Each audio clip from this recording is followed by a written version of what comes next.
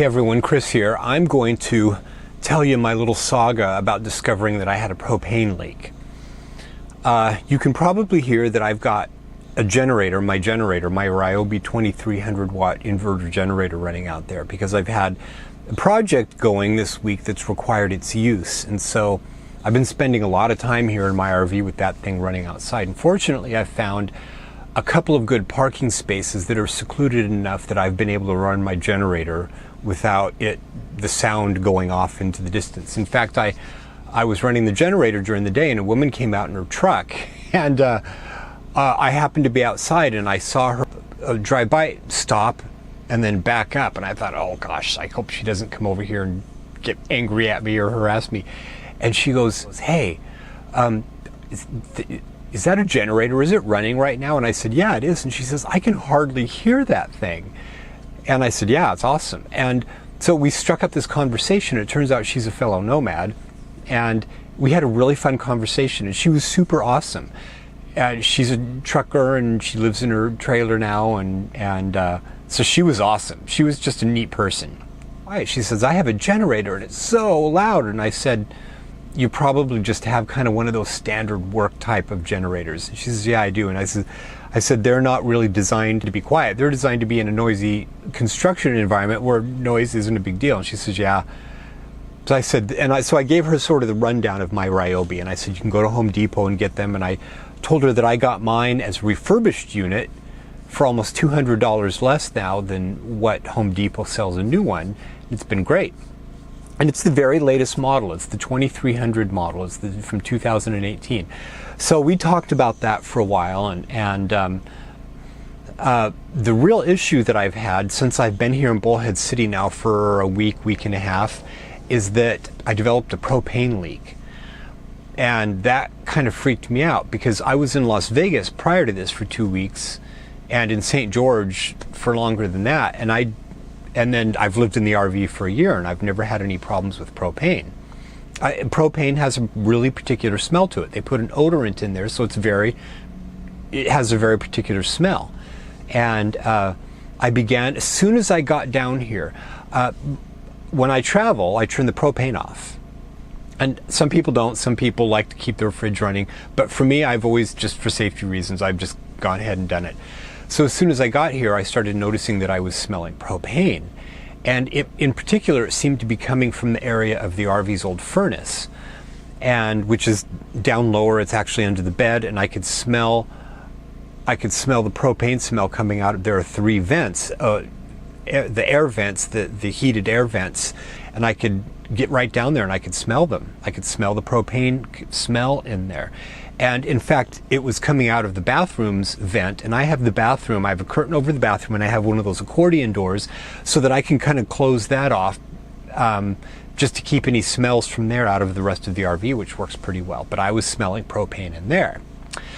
So my hunch that it was probably tied somehow into the old furnace was confirmed a week later. I had made an appointment the day after that I got here with an RV place who does RV servicing stuff to go in and do another propane check. Now let me take you back over a year now, to when I got this RV. I had taken it in to an RV place, the same place that did my solar install, and I had them do a propane system check. Actually, they recommended for me to do it. And so basically they hook the propane system up to some mechanism or device that pressurizes the lines and just keeps the lines pressurized for about half an hour. And then they just look for pressure loss. And then that gives them an indication that there's a leak somewhere.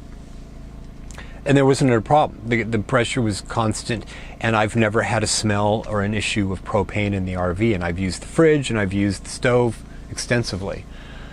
And I've also used the heater a few times. So the old furnace in this RV is pretty good. Like when it was really cold, when I was up in Utah and it was getting down into the teens, I turned it on a few times to heat up the RV, but I primarily get my heat from my Camco Wave 6 catalytic heater, which is great. I need to do a video on that because it's fantastic. And I've only used my heater 2, 3, maybe 4 times total, just long enough to sort of heat the RV up. And then I would turn it off and let the Wave 6 heater do its thing. But I never liked it because it had a little bit of the burnt propane smell to it. It had a smell similar to the Mr. Buddy heaters. Now I bought a Mr. Buddy heater for a little while and I didn't like it, and I returned it because it had the burnt propane smell. It's combusting propane, and it put out a particular smell that for me was bothersome.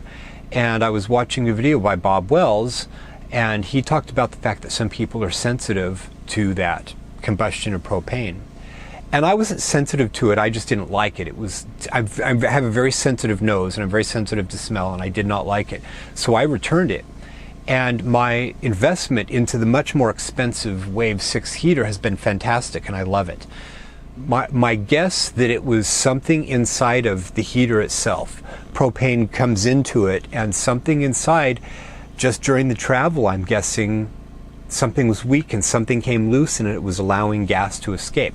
So I took the RV in yesterday, made this appointment, and took it into the other RV place, and they did a system check, but they didn't notice any pressure loss. So I told him, I'm like 99% sure that I have this leak, and he says, well, we didn't detect the loss in pressure.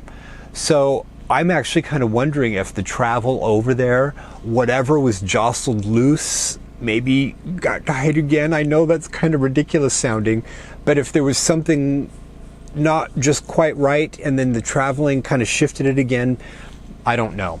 But what I did was to take this thing and put it inside of the area where the furnace is, where the smell was the strongest, and then to close the door, and the smell started coming out. Within 5 or 10 minutes this thing went off, and it detected, and it said gas on there. So there was a leak. My nose detected it, and this thing detected it. So when I took it in, what I told him that I wanted to do was to actually disconnect the propane line and cap it off to the furnace. Because I've so rarely used it, it's not vital to me because I have an alternate form of heating that has worked really well. He said, yeah, that's not a big deal. And he actually got into the RV with me, and I'll take a picture. So you can see here, the technician capped off the line that went to the furnace in the RV, and that is where I had the leak. The leak was not right there. The leak was in the actual heater, but what he did was just disconnect it and then capped it off so that it wasn't even receiving propane, and that solved my problem. And that capping off has kept the propane smell. I've turned it back on, and I've got the fridge running in propane mode, and I've cooked, no more smell. So that was frustrating. So this is if you get an older RV, you might have to deal with some stuff like this. Now, if you get a new RV, you might have to deal with stuff on that. If you watch Robin of Creativity RV, she has had way more problems with her new RV than I've had with my old RV. Fortunately for me, that heater system hasn't been vital, and I'm okay with that because it's kind of a resource hog. A lot of people that have these older RVs don't like to use the furnaces because they use a lot of propane and they use electricity for the fans to blow it, and they're just kind of resource inefficient. So my catalytic heater is just way more efficient with propane use.